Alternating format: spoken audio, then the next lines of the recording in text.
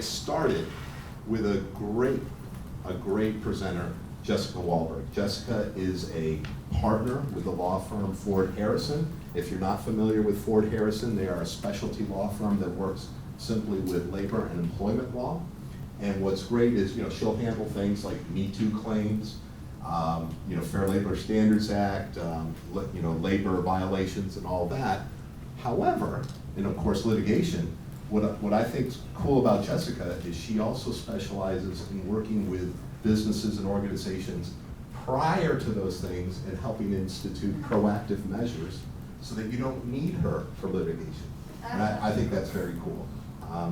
In addition to that, she also enjoys paddleboarding, which I need to learn how to do because I fall off a lot. And snow skiing and traveling with her husband and 2 daughters. So please help me welcome Jessica Walberg.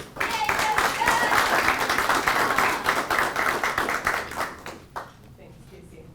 So I have this mic on here, but I need to use this too. I'm looking at you guys back there in the black shirts. Is that right? Yeah, okay. Oh, they're back here. Okay. Maybe I can set this here, I think.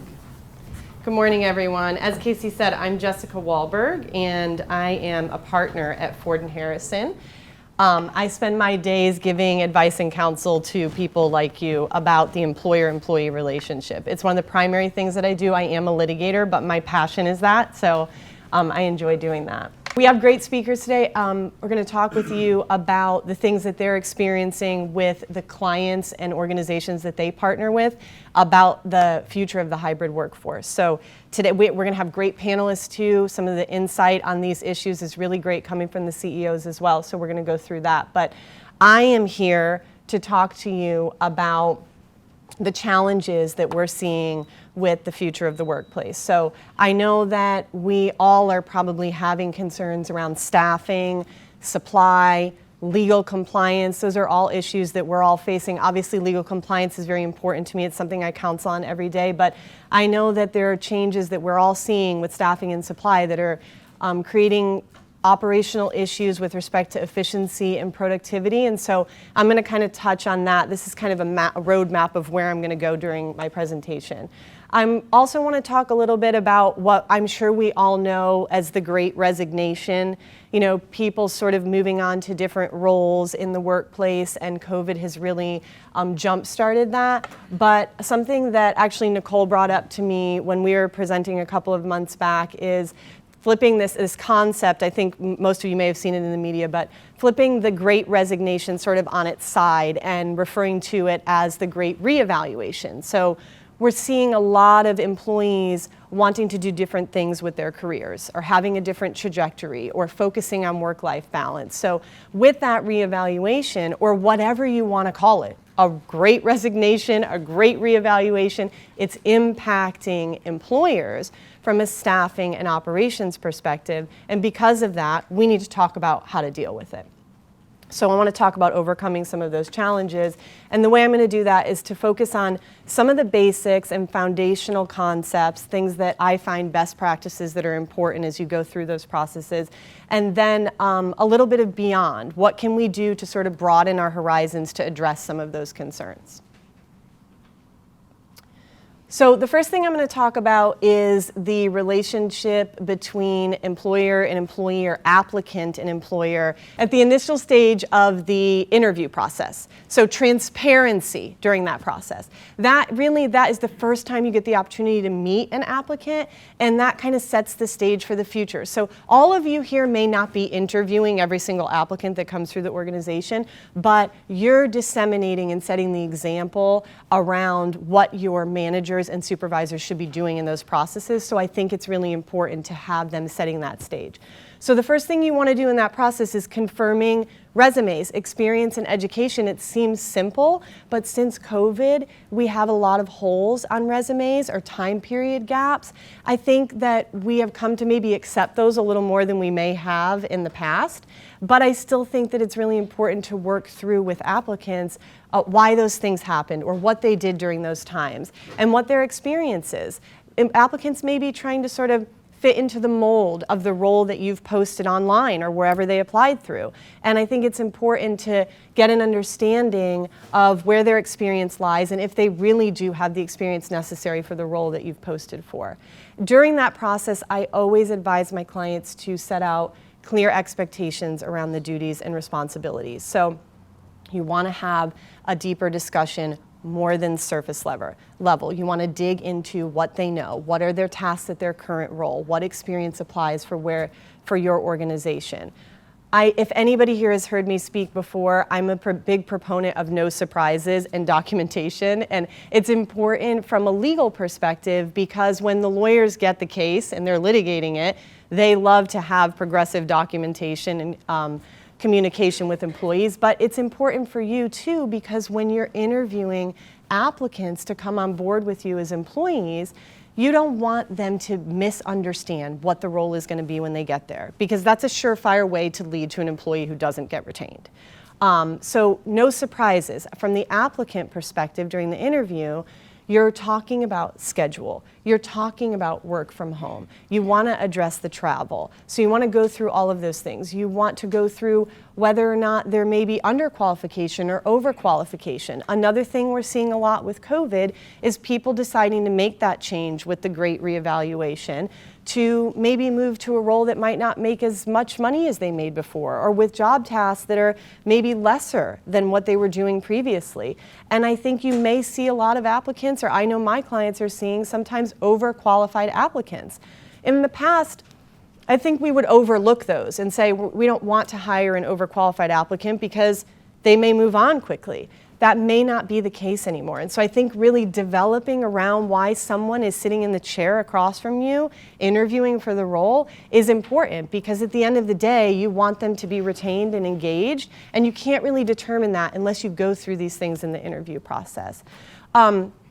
Demonstrating skills is really important. Asking applicants to talk through why, examples of the types of things that they're doing in the role that they're in now. So not surface level, but if you're hiring an admin, and something that's important for the admin is that they can prioritize, or maybe they need to be a whiz at Excel.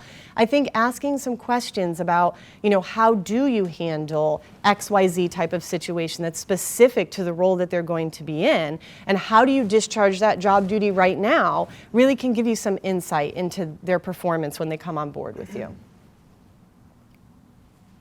Okay. In addition to the job tasks and responsibilities, we all want to focus on that, but cultural fit is important now probably more than ever. So you want to make sure in the application process that people are fitting with your short and long-term professional goals for the company, for the role, for the applicant, right? And then also the office and team environment. I can't tell you how much maybe that may be overlooked, and it's really, again, important with COVID now, but is the person going to fit in with the team that they're going to be assigned to, or with your culture generally as an office?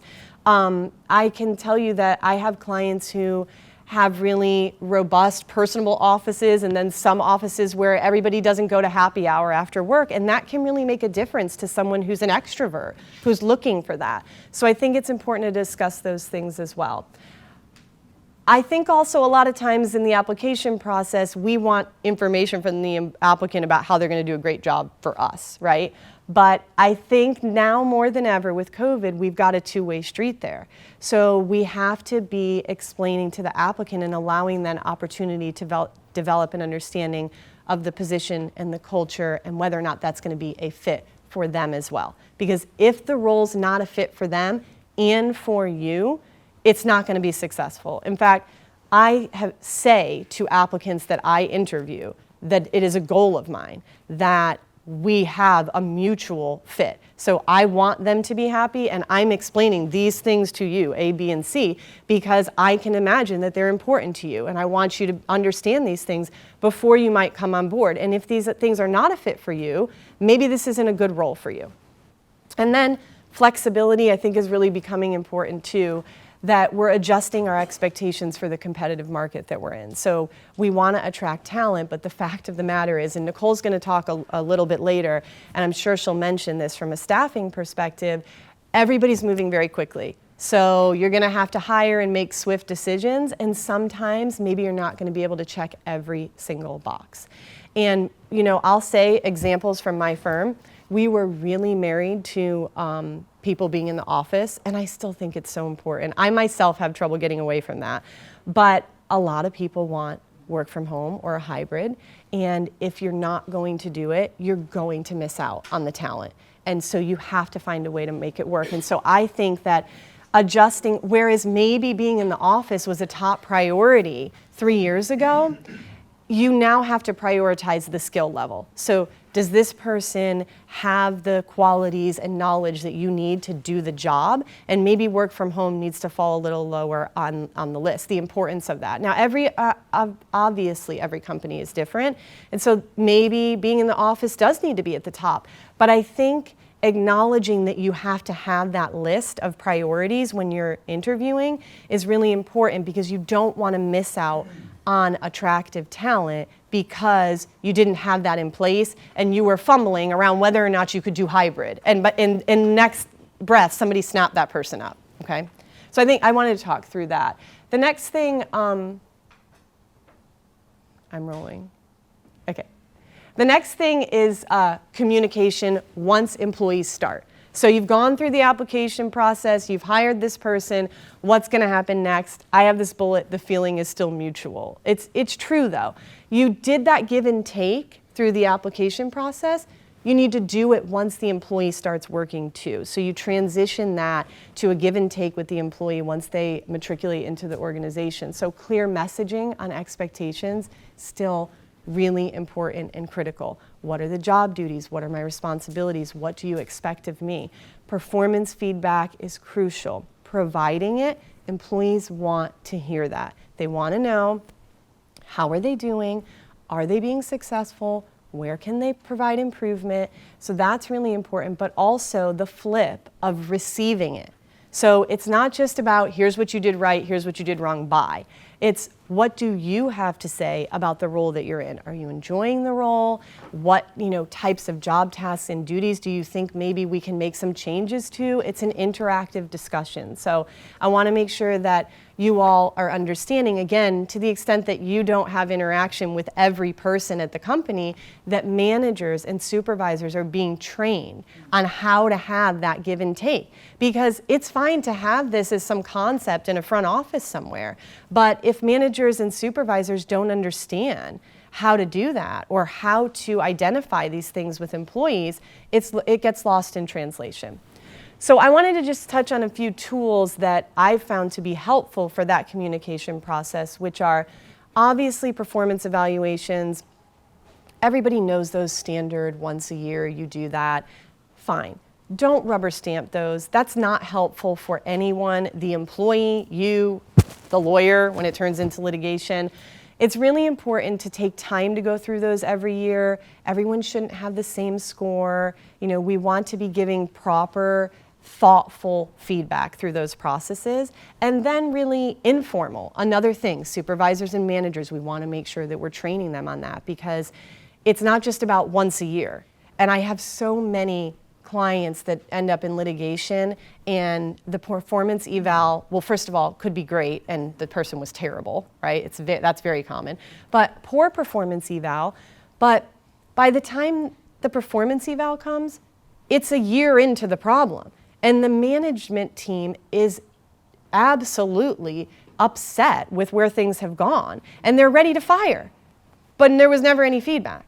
So I think it's very important to make sure that the informal discussions are going on throughout the year to say, here's what you need to improve on, or here's what you're doing great on. Here's my expectation. Let's have a meeting for 10 minutes about what we can do over the next 30 days that I expect of you, putting those things in place. And progressive discipline is a really good way to manage that as well. And again, if you've heard me speak before on the documentation and the progressive discipline, verbal, written, final is your best friend. And it's so true, because not only does it allow you to manage the performance and document, but it gives the employee a roadmap of where they're going. If I got a verbal and then I got a written and now I got a final for the same terrible performance, I'm not going to be surprised when you fire me. But if I got a performance eval once and 2 days later you fired me, I'm going to sue you because I don't understand what happened. And a lot of the lawsuits that I end up defending are just that, by the way. I would not say that any employer is intentionally discriminating against someone. Some are, but most are not. And what's happening is that there's something lost in the communication line. And everybody's frustrated when they walk out of that room when someone's been terminated. And I think I have found that employees who have seen the process walk through, it's like, I expected that. I think last time Nicole and I talked, I think I told a story about a client calling me and telling me that they had gone through that process with an employee that I had coached them through the verbal, the written, the final. I wrote up the documents. I said, say these things in the discussion. I gave them talking points. We go through the whole thing over 6, 8, 9 months or whatever. And when they fired the employee, she said, thank you very much. I had a wonderful time working here. I recognize that this is not a fit for me. I mean, that's golden, right? They spent money on up front to work with me through that process, and they took a lot of management time to go through all of that, right? But they didn't have a lawsuit on the back end. And everybody recognized it wasn't working out, and then move on to the next and repair that, on the back end when you re-interview for that role again. Mentoring, it's sort of non-traditional, but a great feedback tool. Everybody wants that nowadays. Lots of people want to have mentoring. We have a particular setup with that at our firm where we match people together with lawyers who are 4 years or younger in their career, and it works wonders to have that, not your direct manager, but someone else in the organization who is there for you to sort of voice your concerns to or get advice on the culture. That's a lot of things, a lot of times in my mentoring relationships, I'm talking about the culture of our firm, right? And what's the right or wrong way to step, and who's in charge, and who are you trying to impress? I mean, these things are important for advancement, and I think that employees really find value in that. And then I wanted to touch quickly on telework feedback platforms, sort of, because we used to be able to walk down the hall and say like, hey, but we can't anymore. So that's changing a lot. And I think, again, on your front line for managers and supervisors, you're really going to need to encourage them to use those platforms like Zoom or Teams or the phone instead of an email to provide feedback to employees. I read a study over the weekend, actually, that talked about how, we all know Teams and Zoom, everybody's using it now, right? And the uptick in use of those platforms, but the amount of non-scheduled Teams or Zoom meetings that last less than 15 minutes has been up. And I think it's really like a recognition around the fact that we're not just transitioning all the meetings we used to have in a boardroom to Teams and Zoom, but we're learning how to interact that way and say, okay, I'm going to pick up the phone and I'm going to ask someone, or by email, say like, let's just jump on a Teams like real quick because we have a 10-minute discussion to have and it's better to have it face to face. Let's do that. So I think that's definitely something, again, you want to encourage your frontline supervisors and managers to do that. Okay, so we talked about some of the basics around transparency in the interview process, communication with the employees, but the market is really forcing us to think outside the box and beyond those basics. So I think that those things are really here to stay. I say, the expectations of the next generation were sort of slowly creeping their way into the workforce before COVID, but when COVID hit, it almost forced us to have to fast forward to deal with some of those things that maybe the next generation of worker were interested in having in their life, work-life balance, work from home, whatever they were, but now everybody wants it. And so I think that whether we like it or not, we really have to accept those things much quicker than we may have had to along the lines with other other generations of workers who expected things that kind of slowly come into the workforce. We really have to ramp up on this, and I think increased comp is not the answer. That same study I was telling you about, I was reading over the weekend, talked about how that increased comp is really falling below in priorities for employees because they want other things. They want non-traditional things, and it might have been easier previously to say, here's some money. Move up the ladder. You want a senior title? Great. That's what makes you happy? Wonderful. You can throw money at a problem. These other things require thought, planning, structure, implementation of policies and procedures. So those, I think we need to really recognize that. Oh, I skipped one. Okay, so recognizing that we need to add to these basics, I think is important. What can we do? We have to embrace it. We have to brainstorm the types of benefits that we think would be helpful for employees in our organization to keep them engaged and to retain them. And we need to do that with the frontline managers. That may be different for different companies of different size. If you're in tech, if you're in healthcare, it might be different across your teams. Maybe particular teams need particular things to assist with employee engagement. So I think brainstorming those benefits is really important. And I kind of put a list here of the types of changes I have seen in my interactions with my clients that have been relevant for employees right now. And I think the panel would be like a great place to develop this today, to talk through some of the things that different organizations are doing for employee engagement and retention. But I listed here mentoring, hybrid work from home is so important. Full-time work from home, many people want. And these things obviously require policies and procedures to be put in place. So again, it's a nice concept for the front office, but if you don't have a policy for work from home of how you're going to handle confidentiality and whether or not I can hear your dog barking in the background, or Nicole always says sitting out by the pool on the Zoom or whatever, which, hey, I don't know, maybe that's fine, but the expectations need to be set forth so everybody's on the same page. If you're not doing that, these benefits don't have value. So diversity and inclusion is a huge one. I have multiple clients who have come to me and voiced that they have had staff transition to other organizations because they do not have diversity and inclusion initiatives in place and proper training. I think clients of yours are expecting that. In general, you're having to justify that you're doing that, obviously, or substantiate it. But employees are expecting it too. It's the way of the world. You've got to do it. And I think you lose good talent to not doing it. Structuring upward mobility paths, I think, is really important. There are people who want to move up in the organization. I think it's important to lay out how that happens, have one-on-ones with those individuals. People value that beyond the comp, knowing that you care about their professional development and knowing that their mentor or their manager is helping them get where they need to be. And then obviously something a little non-traditional, alternative career paths.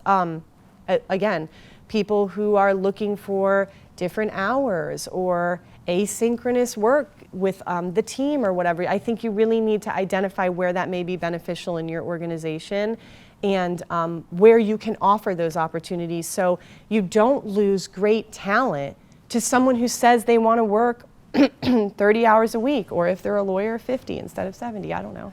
I'm just kidding. But yeah, I think that is something that you have to work through. I had a last little.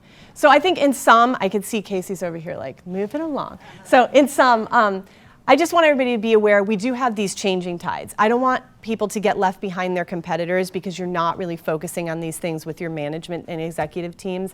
Accepting that change with obviously a focus on preserving efficiency and productivity, because it's the name of the game. That's how we all survive, and we have to make it work with the staff we have and still be efficient and productive. And then identifying those benefits that are going to motivate your workforce and developing the actual strategies and policies around implementing in your workplace. So that's all I have.